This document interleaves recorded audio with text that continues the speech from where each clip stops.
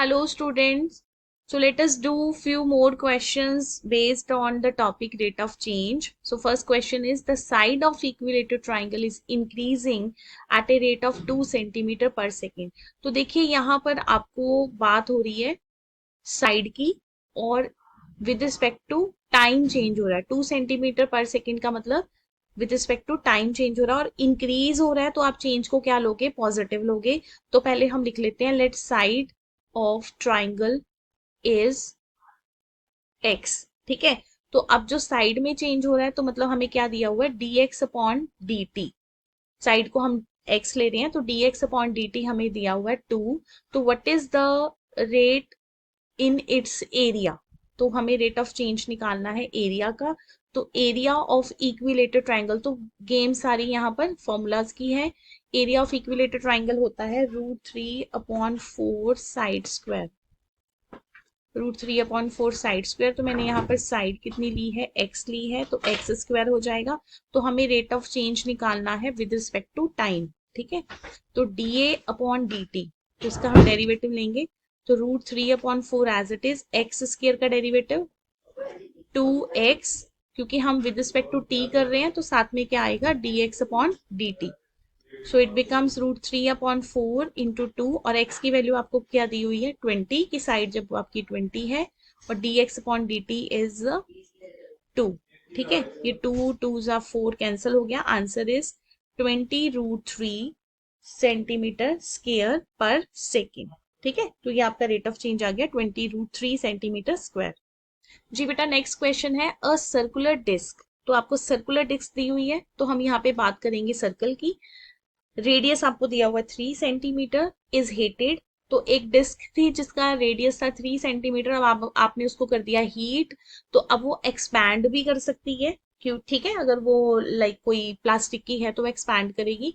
Due to expansion it's radius increases, definitely radius increase हो गया eight a rate of 0.05।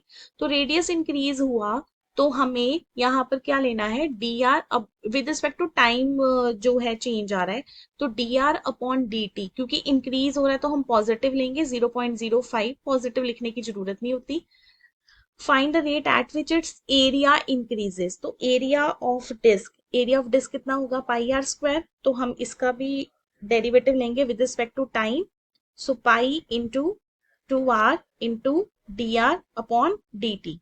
ठीक है, तो ये बन गया आपके पास D A upon D T 2πr और D R upon D T की वैल्यू कितनी है 0.05। So it becomes 0.1πr। ठीक है, अब देखो वो क्या कह रहा है इस क्वेश्चन में कि अगर आपका रेडियस होगा 3.2 तो रेडियस यहाँ पे अब देखो बेटा ये जो फर्स्ट लाइन थी ना ये हमारी किसी काम की नहीं है।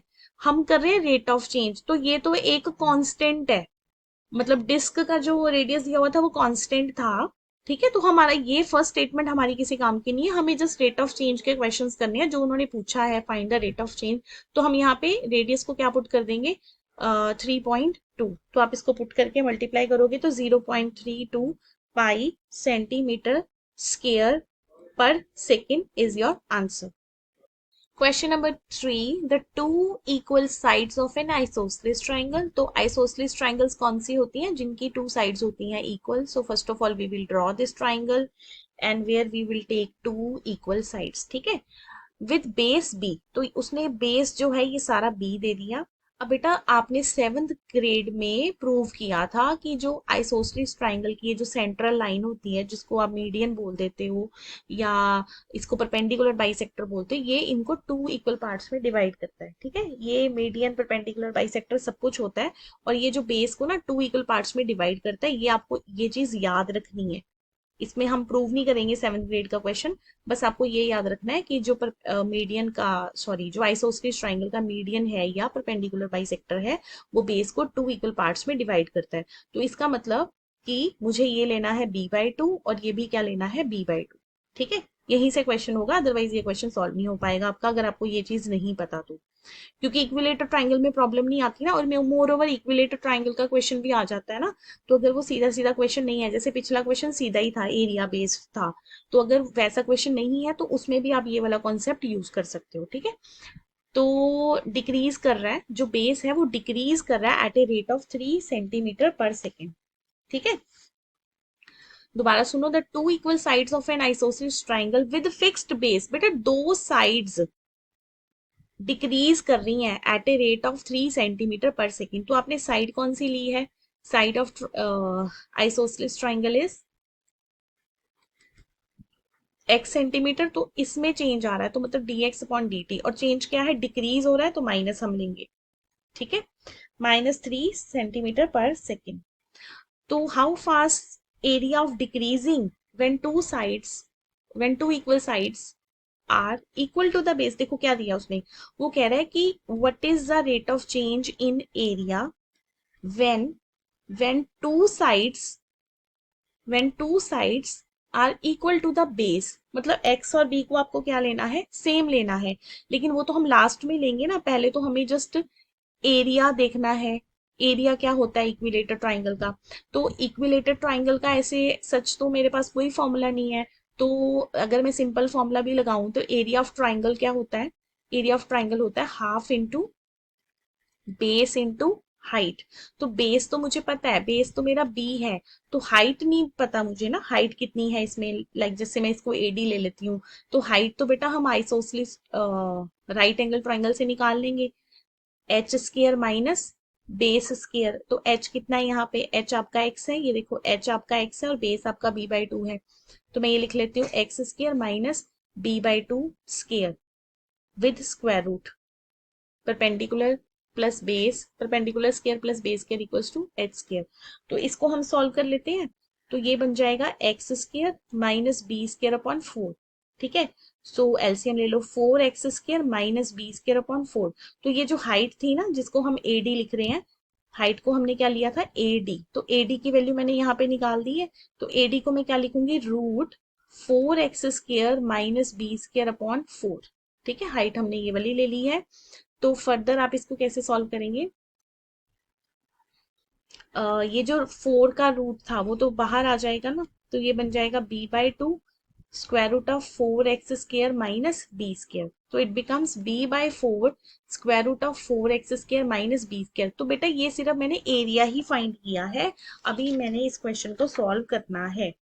तो क्वेश्चन कैसे सॉल्व करेंगे? हमें इसका लेना है डेरिवेटिव।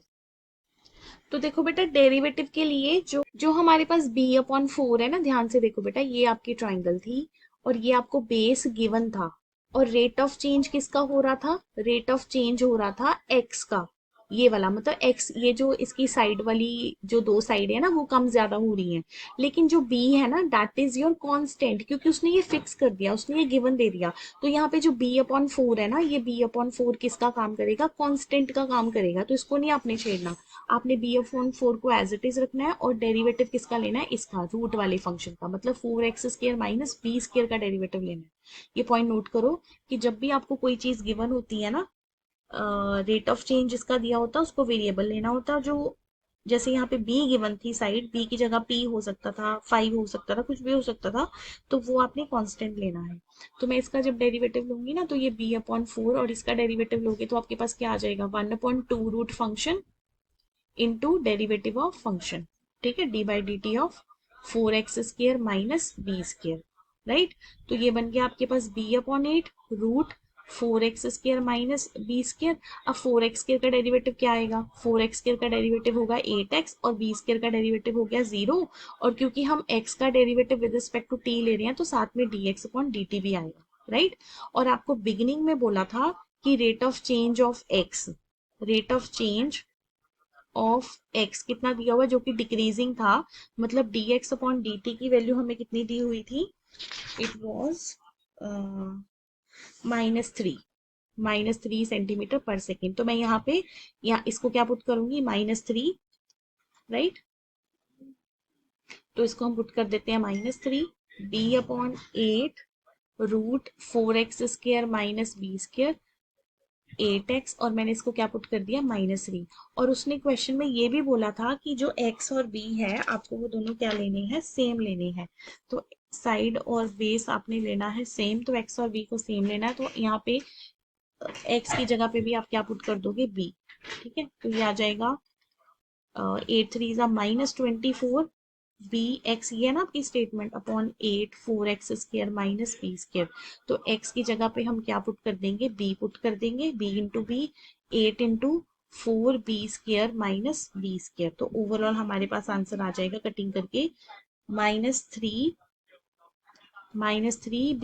अपॉन, ये आ जाएगा 3b²। 3b² क्या बनेगा, √3b। इसको आप पूरा रैशनलाइज करेंगे तो प्रॉपर आपके पास आंसर आ जाएगा। तो यहाँ पे जो आंसर दिया हुआ है वो रैशनलाइज करके आ जाएगा -√3b centimetre square per second. तो माइनस आंसर आ रहा है तो हम क्या लिखेंगे, area is decreasing at rate minus at rate √3 centimetre, √3b centimetre square per second. ठीक है, तो अगर आपका आंसर है तो यहाँ पे आप लिखोगे कि डिक्रीज हो रहा है, अगर पॉजिटिव है तो आप लिखोगे इंक्रीज हो रहा है। Next question number 4, for the curve y equals to 5x minus 2x³ ठीक है, ये आपको एक कर्व गिवन है।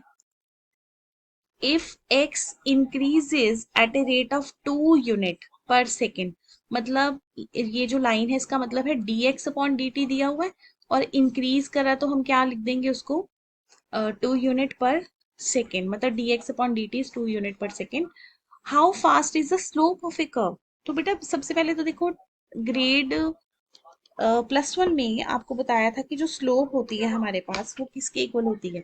स्लोप का मतलब होता है, स्लोप का मतलब होता है dy/dx, with respect to t नहीं होता। स्लोप का मतलब है, क्योंकि आपको फंक्शन ही x और y में दिया है तो स्लोप का मतलब है dy/dx। तो पहले बेटा हम पहले स्लोप निकाल लेते हैं, तो हमें पहले dy/dx निकालना पड़ेगा। तो y देखो क्या है, y है 5x माइनस 2x³। तो dy/dx इक्वल्स टू, तो देखो जो आपका 5x है उसका डेरिवेटिव आ जाएगा 5, और 2x³ का डेरिवेटिव क्या आएगा, 6x²। ठीक है, तो ये तो हमारे पास स्लोप आ गई, ये जो dy/dx है ये किसकी वैल्यू आ गई है, स्लोप। तो स्लोप कितनी आ गई है, 5 माइनस 6x²। स्लोप इज, तो हमें फाइंड क्या करना है, rate of change of slope, मतलब कि हमें डेरिवेटिव लेना है विद रिस्पेक्ट टू टाइम, किसका लेना है, स्लोप का। तो स्लोप क्या है आपके पास, स्लोप है 5 माइनस 6x²। तो आप इसका डेरिवेटिव लोगे तो कितना आएगा, -12x, क्योंकि x का derivative with respect to t लेना है, और लास्ट में x को क्या पुट करना है, x को पुट करना है 3, x को 3 पुट कर दो, और dx अपॉन dt कितना दिया हुआ है आपके पास, 2 दिया हुआ है यहाँ पे, dx अपॉन dt। तो 12 6 -72 यूनिट पर सेकेंड। ठीक है, तो जो आपका स्लोप है वो क्या कर रहा है, वो स्लोप जो है आपका डिक्रीज हो रहा है, क्योंकि नेगेटिव आंसर आया ना। Slope is decreasing at a rate of -72 unit per second. That is your answer. वैसे जब आप डिक्रीज लिखते हो ना, फिर नेगेटिव लगाने की जरूरत नहीं है। अगर आप सिंपल लिख रहे हो कि rate of change of slope is, तो फिर आप -72 लिखोगे। अगर आप लिख रहे हो कि स्लोप इज डिक्रीजिंग, तो आप सिर्फ पॉजिटिव आंसर दो।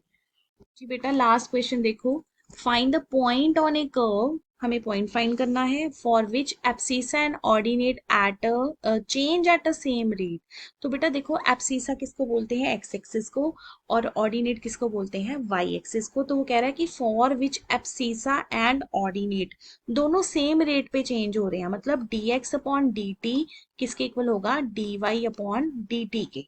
ठीक है, तो हमने ये सेम लेने हैं, abscissa and ordinate are changing at a same rate.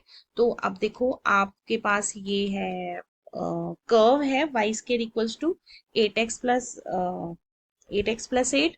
तो हम इसका डेरिवेटिव ले लेते हैं, y स्क्वायर का डेरिवेटिव होगा 2y dy/dt, और x का डेरिवेटिव 1 होता है, लेकिन हमने विद रिस्पेक्ट टू t लेना है, तो dx अपॉन dt आ जाएगा, और 8 का डेरिवेटिव 0। अब dx अपॉन dt और dy अपॉन dt तो दोनों सेम ही है ना, तो मैं यहाँ पे dx अपॉन dt की जगह पे लिख देती हूँ dy अपॉन dt, तो ये कैंसिल हो गए। तो बेटा आपके पास 2y इक्वल्स टू 8। तो पॉइंट निकालने का मेथड ही यही है। तो y की वैल्यू कितनी आ गई, 4। तो y square equals to 8x+8 था, y की वैल्यू 4 है, तो 4 पुट कर दो, 8x+8, तो आपके पास x की वैल्यू कितनी आ जाएगी, 1। तो आपके पास पॉइंट कौन सा आ गया, 1,4। That is your answer. तो पॉइंट आप ऐसे निकालोगे। ठीक है, तो ये भी इंपॉर्टेंट है क्वेश्चन। तो यहाँ पे जो भी सिचुएशन दी होगी, जैसे यहाँ पे उसने सेम रेट दे दिया था, तो सेम ले लो, कुछ और दिया तो वो ले लो।